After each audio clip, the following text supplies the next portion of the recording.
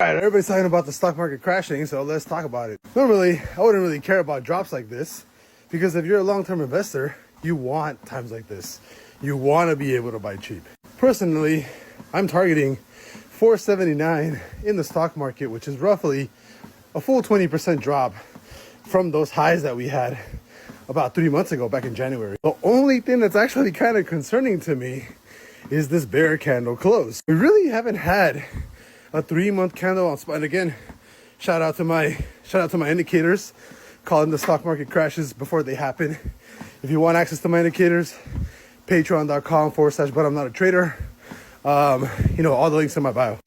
But in particular, this bear candle right here is closing under the open of that bull candle. And what is kind of reminiscent, not kind of, what is exactly similar to that is the tech market crash we had back in 2000, right?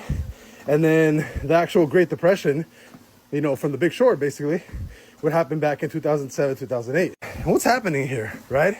So we are actually closing a bear candle under the open of that bull candle.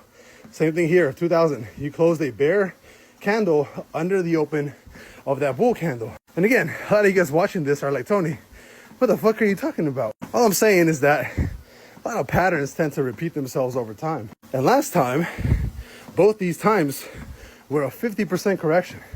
So if our highs were like at 611, 620 earlier this year, maybe we can expect like a 310 bottom out of the stock market or, your S&P 500. And again, it's extremely reminiscent of what's happening now, where you actually have a 3-month bear candle closing under the open of that 3-month bull candle. And really, for all you newbies out there, all you got to know is that the pattern is looking not similar to anything else or any other kind of drop we've had.